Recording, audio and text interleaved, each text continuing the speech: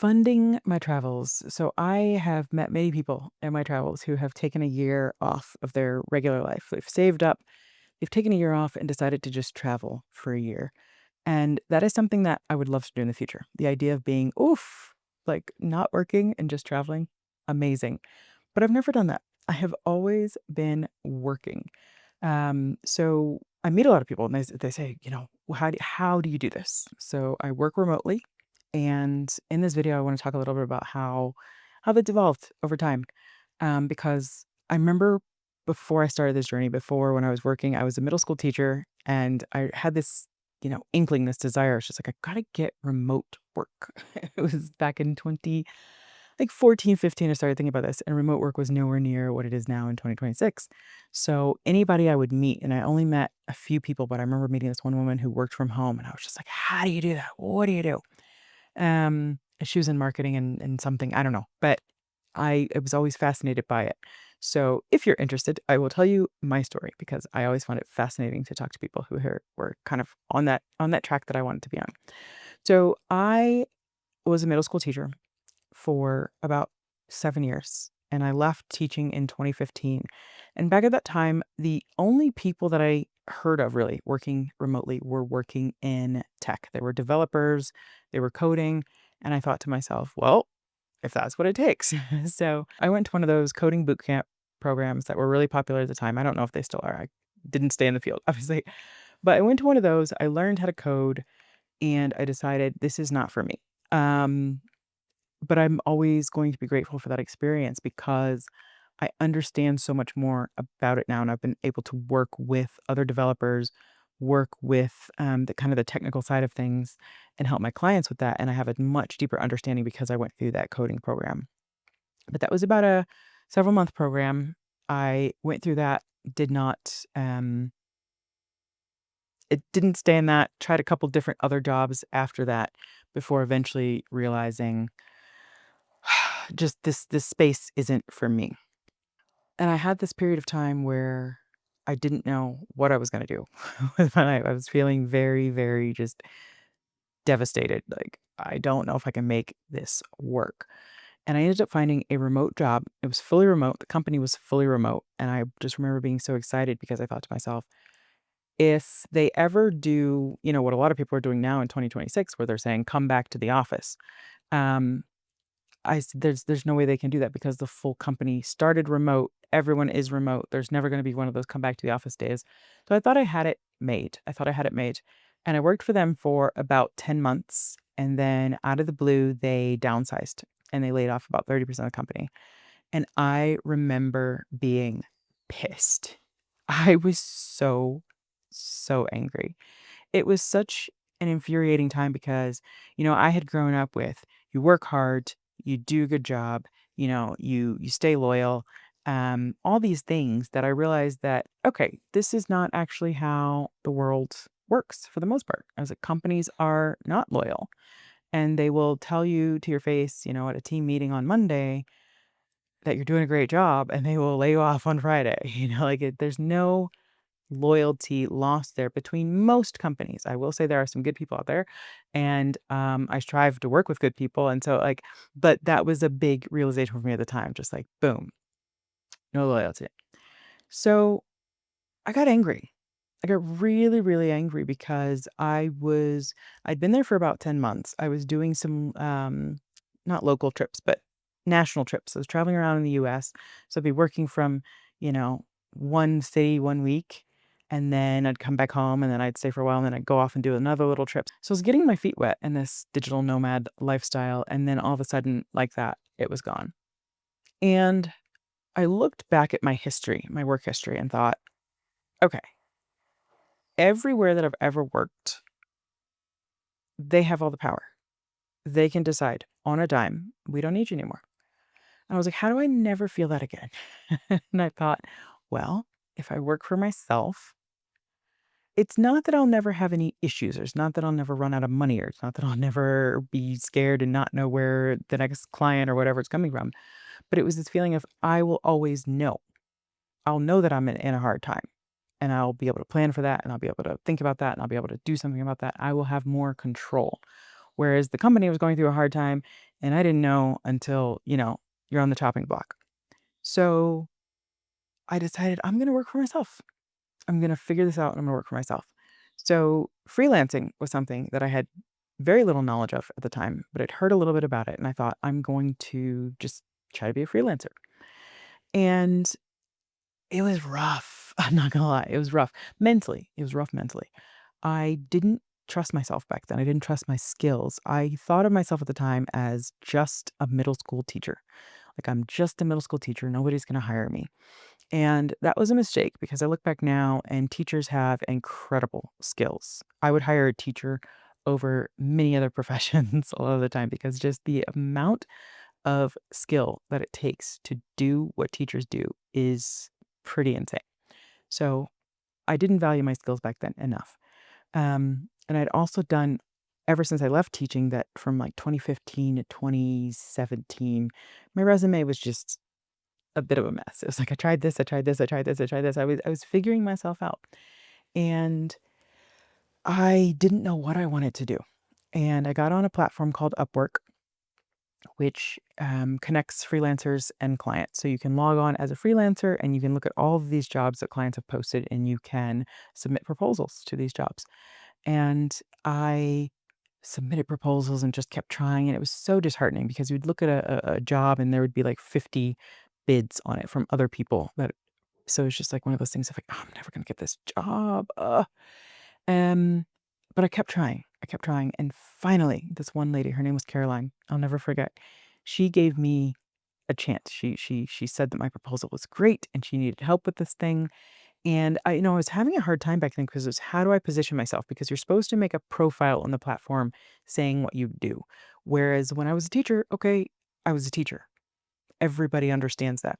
But I had all this mismatch of experience since then. So it's like I can do a little bit of this, I can do a little bit of that, I can do a little bit of this. It was so, so hard. So if you're having trouble trying to figure out what you want to do, I would say don't worry. That is completely normal. Just try things. It's like throwing stuff at the wall to see what sticks. So she gave me this job and it was a very small job. It was designing, or she was creating an app and she needed somebody to just go through and test and look for all the different things that were working and not working and all that. So I gave it my all, and I would say that that's one thing that's been consistently true of me in my work that I've done for clients. I've given it my all. That's just how I was raised. You get a job, you do a good job. And so I did that job and it just gave me confidence. It gave me such confidence that okay, this exists. I don't know, it might have been like 50 bucks, 60 bucks, whatever it was something, you know? And I'd have to look back at my records, but that might be the one and only job that I ever got through Upwork. But it gave me the confidence. And I realized after that, wait a minute, I think I'm going about this wrong because I'm going onto Upwork, a platform where there are millions of clients and millions of freelancers, and we're all bidding after the same jobs. And I thought to myself, what if I could skip Upwork and go directly to the client? And there is a caveat. This was back in 2016, 17, where the market wasn't as saturated as it is now. You could still email people and get a response. Nowadays, I get, it feels like 1,000 spam emails. It doesn't work so well. But I went and I looked in Facebook groups and forums and different places where business owners would be hanging out and talking about their problems and stuff.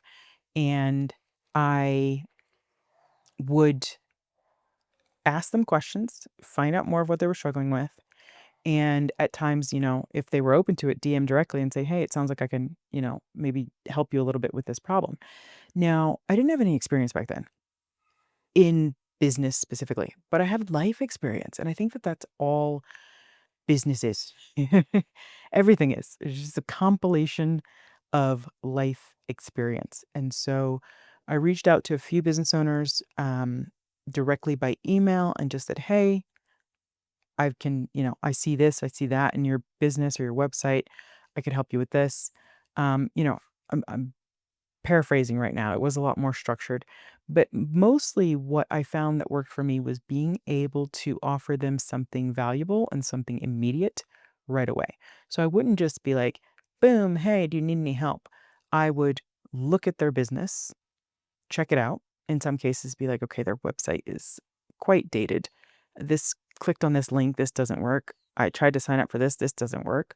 I did this doesn't, kind of, and then give them some of that in the email, like, hey, I was just, looking on your website. It looks like you're growing quite fast, but I noticed that this and this is broken. And I was wondering if you needed some operational help, wondering if you needed some, whatever, whatever, whatever. So that was some of the emails. Other ones were more general. It was more of just like, "Hey, I've recently worked with," and I would just name drop. If anyone in my past client like work that I had done, not just freelance work, but paid work, salary work, if any name that I worked with would resonate with these people, I would use that. So it might be just like, "Hey, I was recently working for so and so," the company name, as a, you know, technical writer. I noticed that blah, blah, blah, blah. Like, whatever I could do to kind of just get my in with those people. And a few of them said yes, like right away. Like, hey, yeah, I do need some help. Because that's another thing. I was specifically targeting small business owners. I did not want some big bureaucratic company. I wanted small business owners. And I got on the phone with them. And this was so key. When I got on the phone with them, I just let them talk. I was like, tell me a little bit about your problem. Tell me a little bit about what you're working with right now. Tell me a little bit about what's going on. And I would just listen. And they'd be like, well, this, or this, or this, or this, or this. And then it would be less of me selling and them just saying, like, so anyway, like, I need some help with that. Do you think you could help with that? And my answer was always yes. It didn't matter what it was. My answer was yes, I can help with that. Because in the beginning, it was important to just get work and learn things and try things. And so a lot of what they would do is just send me work and have me, it's just like, I need this done. Can you figure it out? So it was such a great time in my life because I was learning on the fly. I was learning as fast as I could. If there was something I didn't know, I was going on YouTube and learning it real fast. And then all I had to do was kind of stay one step ahead of them.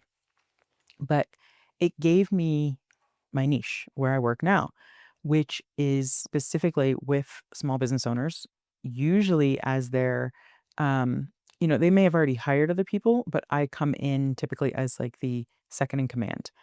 And what I realized was that small business owners are usually doing way too much work themselves, and they often have a lack of a dependable person that they can trust to just hand things off to and get it done. And so I became that person for my clients. They would need someone that they could send an email at 3 in the morning when it was on their mind and they couldn't sleep. Like, oh, hey, I remember that we need to do XYZ. Or, hey, can you look into, this? Or, hey, we need to be on the radar of every single electrician in 25 miles. Can you figure that out? Can you like get us in front of them? And I love it. I love it. I love having a specific problem just handed off to me without all these parameters. And what the business owners learned very quickly by sending me a couple things and I would do it, send a couple things and I would do it, send a couple things and I would do it. They learned, oh wow, I can trust her with just about anything. So I'm just gonna keep helping, like handing stuff off to her and she's gonna keep helping me. And it worked out really well. It worked out really well because for me and the way my brain works, I'm neurodivergent, did not know that at the time, but I get bored very easily. And having new and different problems to solve every day is exciting for me. But I also have that continuity with my clients of being able to work with them for a long time. And so it's kind of, it appeals to both sides of me. I've got that stable base of, hey, I'm working in a long term contract with this client, but also every day is different. Every day there's like something else going on. So, um, it's been nice. I've worked with one client for 7 years. Every other client has been a mixture of, like 6 months to a year. I rarely work with people less than 6 months because it takes time to get into their business, to understand what's going on in their business, to understand what the problems are, and then to then solve. And it's nice because most of them don't want me to leave, and that feels good for that stability factor. I can work with multiple clients at a time, but there's a baseline stability of, hey, we're on this, ongoing project, ongoing things that I'm fixing for people. And it gives me that, steady paycheck. and it gives me just variety too, because for one client, it might be a travel business, and for another client, it might be, a completely different brick and mortar business. So I'm constantly having excitement and stimulation in different ways, but yet a constant base. So and I think that was just a secret that I don't wanna even say that I figured out early on. It was just the way life played out for me, was to be able to get in with clients on an ongoing basis and to be able to do work for them consistently over the long term. So that way I have, the way my brain works, like, I just because there's so much instability in my life by choice with the travel. I don't think I could manage moving to a new country every 3 months, plus moving to a new client every 2 weeks or 3 weeks or 1 month or, short-term projects. They don't work that well for me. I prefer having something where it is, you know, my life changes over every quarter. So my clients staying the same for a long time gives me a lot of peace of mind. But I never could have predicted this for my life. I truly could not. It's one of those jobs that I created for myself. I created out of seeing a need there. I created it from working with amazing clients who gave me opportunities and just gave me the chance to run wild with their business, honestly. And I don't take that lightly. Like sometimes when I look back, I'm like, I cannot believe how much trust was placed in me by some of these clients. But I also performed. I also took that trust and used it to build really great things for them. And it's given me just a wealth of experience. I love that I got to learn on the job. For me, there's nothing. I'm not a school person. I'm not a sit in a classroom and watch videos or read books and take notes kind of person. I am a learn by doing person. And I got to build companies from the inside out while getting paid for it, while not knowing what I was doing, while just, I'm got this task to do today and I am YouTubing it and Googling it and figuring things out and putting things together and building things. It's just been an absolutely amazing time. But I credit trying things. I think sometimes that I forget how awful, truly awful, that in between phase was.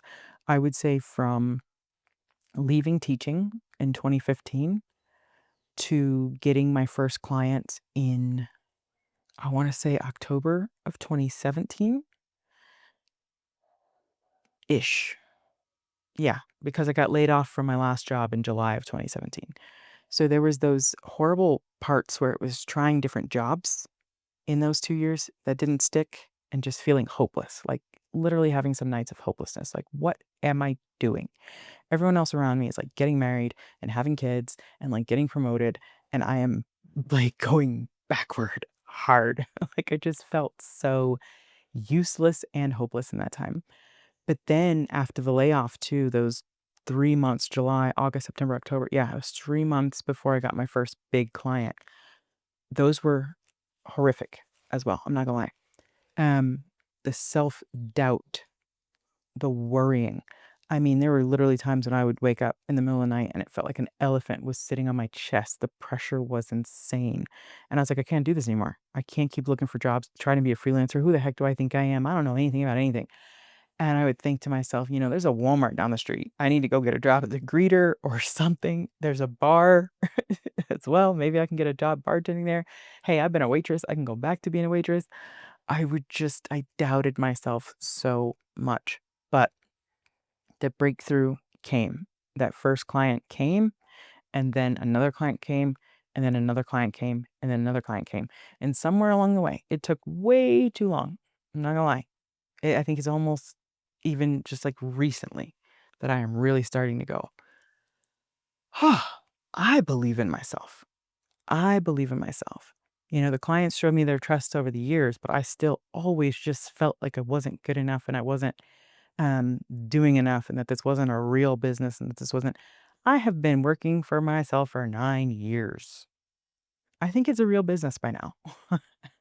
And I think that that's something that I'm saying in the video here, but I need to hear it myself too. It is a real business.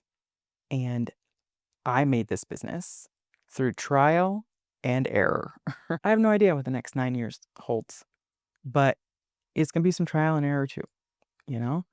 But if you are considering, if you don't know how to start, I would say one of the things that I have always tried to do is to give back and bring other people along on this journey with me. So I have a full podcast, the Live Work Travel podcast. That was my project years ago. Now I'm trying YouTube, but really trying to give everything that I learned, all the mistakes that I made, to other people. And I know that it's not always clear. I feel like I have rambled in this video. I feel like I have not quite explained exactly how I got to this point. So I will go deeper in other videos. I will be happy to answer questions. Like I am just so passionate about. I forget how fun and terrible, but how fun this journey has been until I sit down and do something like this, talking about it. So if you have questions, I am happy. I'm someone who I just it lights me up to talk about this, to share with others. If you have questions, by all means, drop them in the comments. If you have something you want me to make a video on specifically, let me know. And I would also ask to subscribe because this channel is very early on. If you're here now and watching this, I would love for you to subscribe and see where this journey takes us together.